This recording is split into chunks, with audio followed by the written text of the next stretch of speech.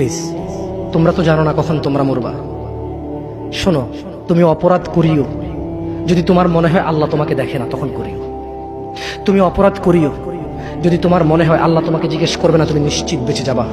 তুমি অপরাধ করিও যদি তোমার মনে হয় যে আল্লাহ তোমার জন্য জাহান্নাম নির্ধারণ করবে, আর তুমি আল্লাহকে বলবা আল্লাহ আপনি বললেই হবে না আমি জাহান্নামে যাব।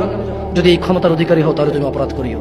তোমাকে বলি, মহিলা, মা, বোন, চাচা, চাচি, নামাজ ছাড়া মানুষ মুসলমান থাকে না। ওয়াল্লাহি আমি বলছি না কোথায় বাঁধবেন, তর্ক পরে। আমি বলছি আপনি নামাজটা স্টার্ট করেন। আমি বলছি না যে তারা ওই 20 রাকাত পড়বেন না 8 রাকাত পড়বেন। আমি বলছি যে আপনি পড়েন, 2 রাকাত হইলেও পড়েন। আমি বলছি যে আপনি ঈশার নামাজ 15 রাকাত দরকার নেই, আপনি শুধু 4 পড়েন। আমি কি বলছি সুন্নত বাদ দিতে? আমি বলছি যে তুমি পড়ছো না, শোনো, ভয় পেও না, ঈশার নামাজ 15 রাকাত তোমার উপরে ফরজ নয়। আমি তোমাকে না করছি না 15 রাকাত পড়তে, আমি বলছি যে তুমি নামাজই পড়ো না, 4 পড়ো। এই 4 রাকাত ঈশা না পড়লে তুমি মুসলিম নও, 3 রাকাত মাগরিব না পড়লে তুমি মুসলিম নও, 4 রাকাত আসর না পড়লে তুমি মুসলিম নও। দেখো আমাকে দোষ দিও না, বুখারী খোলো, সালাত অধ্যায়ে যাও, আযান অধ্যায়ে যাও।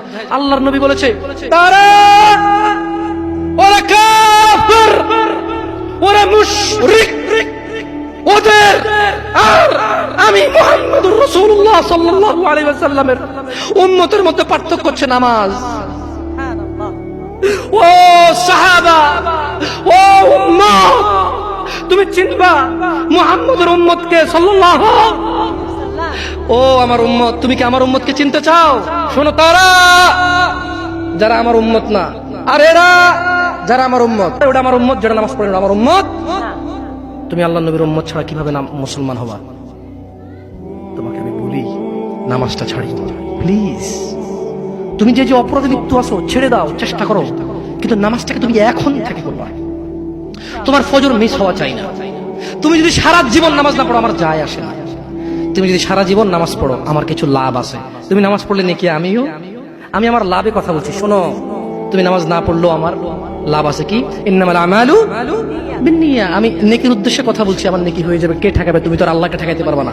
তুমি নিজেকে না নামাজ থেকে বিরত রাখতে পারবা, আল্লাহ যদি নেকি দিয়ে ঠেকাইতে পারবা? তাহলে আমরা সবাই মিলে বলি আল্লাহর দিকে তাকিয়ে শেভ করিয়েন না। দেখেন, এটা অনেক কিছু না, এমন না যে শেভ করলে আপনি একেবারে কাফের হয়ে গেছেন, মুশরিক হয়ে গেছেন, এমন না। লজ্জা থাকা উচিত। কিভাবে কাটতেছেন? কিভাবে? মহিলার ওঠে না, আপনার ওঠে, কেমনে কাটতেছেন?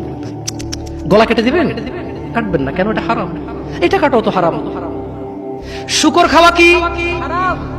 এই যুবক, তুমি দাঁড়াও, সবাই লক্ষ্য করবেন না, ওকে কেউ ভিডিও করিও না, পরে লজ্জা পাবে ইন্টারনেট আসলে। তোমাকে এখন শুকরের মাংস দেবো, খাবা? কেন খাবা না? জোরে বলো। আপনি শুকরের মাংস খাবেন? আপনি কুকুরের মাংস খাবেন? কেন খাবেন না? কেন? কেমন হারাম? শুকর মাংস খাওয়া কি হারাম? এই এখানে তাহলে আর বলছি না, কেউ কি রাজি হবে তার বোনের সাথে জানা করতে? কেন? কেন? কেন? কেন? তো নামাজ না পড়া কি? শুকরের মাংস খাচ্ছ না হারাম দেখে নামাজ ছেড়ে দিচ্ছ, তো সেটা তো হারাম। তার মানে তোমার যদি স্বাদ লাগতো আর তোমার বাপ মায় যদি শুকরের মাংস খেতে, তুমিও খাইতা, হারাম আর বাস্তা। তোমার বাপ নামাজ পড়ে না যুবক, তাই তুমি নামাজ পড়ো না। তোমার বাপে ভাত খায় তাই তুমি ভাত খাও। পাকিস্তানের রুটি খায় তাই ওরা রুটি খায়। চাইনিজরা এভাবে লাঠি দিয়ে খায়, ওরা লাঠি দিয়ে খায়। শোনো, তুমি বলতে চাচ্ছ তুমি শুকর খাও না কারণ এটা হারাম, তুমি মিথ্যুক। তুমি একটা চরম মিথ্যাবাদী, ধোঁকাবাজ। তুমি বলছো তুমি শুকর খাও না, এটা হারাম না? তো তাহলে তুমি নামাজ না পড়ো তো হারাম, তুমি কেমনে ছেড়ে দিচ্ছ? এই যুবক, তোমাকে যদি বলে ন্যাংটা হয়ে হাঁটো, হাঁটবা? কেন? কেন? কেন? ন্যাংটা হয়ে কেন হাঁটবা না? কি নোংরা কাজ? নামাজ পড়ো না, তোমার শরম লাগে না? শুকরের মদ কি রাস্তায় হেঁটে মদ খেতে পারবে? কার সাহস আছে? এখানে সাহসের অভাব নাই, বাপরে বাপ। এই কথা বলে আবার কারো সাহস জায়গায় দিতে চাই না, তবে অনেকেই চাইবে না। অনেকেই কেন? শরম। কেন? কারণ কেউ যদি রাস্তা দিয়ে হেঁটে হেঁটে মদ খায়, ওর সাথে কেউ মেয়ে বিয়ে দিবে? কেউ? আপনি রাজি হবেন রাস্তায় ভাবে মদের বটল নিয়ে হাতে হাতে মদ খায়, এর কাছে মেয়ে বিয়ে দিবেন? কেন? এটা নির্লজ্জ লোক, মদ হেঁটে হেঁটে খায় ওপেনে। এই ছেলেটাই কিন্তু ওপেনে নামাজ পড়ে না, আপনি মেয়ে বিয়ে দিচ্ছেন। আপনি নাকি ধার্মিক? Cheating machine. আল্লাহ, আমি আপনাকে বদনাম করতে আসি না, কিন্তু আপনি মিথ্যুক, এটা বুঝে নেন তো। আচ্ছা, আপনাকে মিথ্যুক বলার পর আমার কতটুকু লাভ হলো? 2-4 লাখ টাকা যাবে ঢুকেছে, ঠিক না? আমেরিকা থেকে আসতেছে, না, আমি আপনাকে মিথ্যুক বলে লাভ নাই, আমি আপনাকে মিথ্যুক বলতে আসি নাই, তবে আমি আপনাকে বলি আল্লাহ ক্ষমাশীল, ক্ষমাকারী। ঠিক আছে? আপনি সত্য দাবিদার হবেন। একটা ছেলে প্রকাশ্যে মদ খেলে আপনি তার সাথে মেয়ে বিয়ে দেন না, একটা ছেলে প্রকাশ্যে নামাজ আদায় করে না। আল্লাহর কসম, এই পৃথিবীতে যত মদ আছে সবাই যদি একজনে খেয়ে ফেলে, সে কাফের হবে না। কি হবে না? কিন্তু এক ওয়াক্ত নামাজ ছেড়ে দিলে কাফের। ঠিক? আপনার কাছে মদ খাওয়াটা আমি কি মদ খাওয়াকে ছোট করে দেখতেছি তার মানে না? এখন কিছু লোক বলে জামশেদ ভাই বলছেন নামাজ না পড়া অনেক বড় অপরাধ, আর মদ খা তুই, পুরো পৃথিবীর সব খেয়ালা কিছু না। আমি মনে হয় এটা বলছি, ঠিক না? না, এরকম বুঝে ভাই, বুঝে এরকম অনেকে আছে বুঝে, এটা বুঝিয়েন না। আমি উদাহরণ দিয়েছি। শরম করুন। আপনি বাপের সামনে সিগারেট খেতে লজ্জা করে, বাপের সামনে বেনামাজি থাকতে লজ্জা করে না।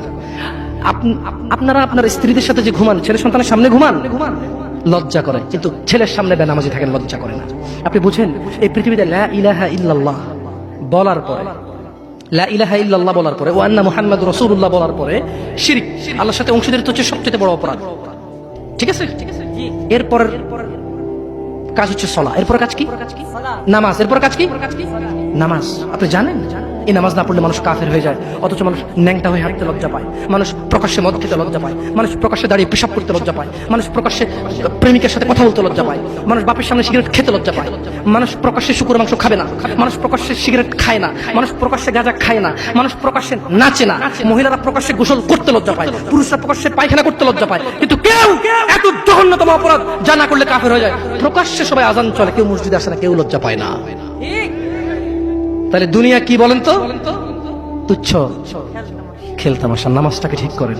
যদি আল্লাহ আমাকে বাঁচায় রাখে আগামী বছর আনলে, আজকে পরিচয় দিয়ে গেলাম। কি দিয়ে গেলাম? আমার নাম জামশেদ মজুমদার, এটাই আমার চলে। কোনো আলেম মোল্লা মুন্সি তেমন কিছু না, কোন রকমের যা পারি তা বলি। যদি আপনাদের প্রয়োজন হয় ভবিষ্যতে ডাকবেন। আজকে আল্লাহ ভীতি নিয়ে কথা বলে গেছি, পরবর্তী সময় আসলে ইনশাআল্লাহ কোন আমাল করলে মানুষ জান্নাতে যাবেই যাবে, এটা নিয়ে কথা বলবো ইনশাআল্লাহ। আসসালামু আলাইকুম ওয়া রাহমাতুল্লাহ। আমি তো হারাম রিলেশনশিপ, লা লা লা এগুলো বলা আছে অনেক। শুফ, হারাম রিলেশন না, যারা প্রেম প্রীতি করে এগুলো নিয়ে, না না না, তাহলে এটা মানে পরকিয়া। আমাকে দেখেছি কই প্রশ্ন কোথায়? না, প্রশ্নটা লিখতে বলেছিলাম তো লেখা হয়নি। পরকিয়া করতে। আচ্ছা, একটা প্রশ্ন করি আপনাদেরকে। প্রশ্নটা হচ্ছে, ঘুকে বিসমিল্লাহ বলে খেলে হারাম হালাল হবে? কে হাসতেছেন? ঘু বিসমিল্লাহ বলে খেলে হারাম হবে না হালাল হবে? হারাম হবে। কেউ যদি জিনা করতে যায়, যদি বলে যে বিসমিল্লাহ আল্লাহুম্মা জান্নিবনা শাইতান ওয়া জান্নিবিশ শাইতানা মা রাযাকতানা, জিনাটা হালাল হয়ে যাবে? হ্যাঁ? কেউ মক্কা শরীফে গিয়ে কাবার পাশে বসে যদি মদ খায়, হালাল হয়ে যাবে? তো আপনার সাথে পুরুষে কথা বলা গুনাহ, পুরুষ মহিলার সাথে কথা বলা গুনাহ, তো এটা কিভাবে হালাল করবেন? একটা ছেলে বলতেছে যে হুজুর আমরা প্রেম করি, বিয়ে করলে হালাল হয়ে যাবে না? আমি বললাম বলদ, বিয়ে করলে তোর প্রেমটা হালাল হবে না, ওটা তো গুনাহই।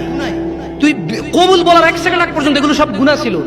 কবুল বলছস, কবুল না বলে যে কাজ করেছিস আর কবুল বলে যে কাজ করবি, পার্থক্য হচ্ছে কবুল বলার পরে যতগুলো করবি এগুলো আর হারাম হবে না, কিন্তু কবুল বলার আগে যা করছিস সবই হারাম। হারামকে কখনো হালাল বানানো, হারামকে কখনো হালাল বানানো যাবে না। বরঞ্চ এটা করতে পারিস যে আমি হারামে ছিলাম, আমি এখন এটা হালাল করেছি, আল্লাহ তুমি আমার হারামটাকে ক্ষমা করো। হারাম কখনো হালাল হবে না। আসসালামু আলাইকুম ওয়া রাহমাতুল্লাহি ওয়া বারাকাতুহু।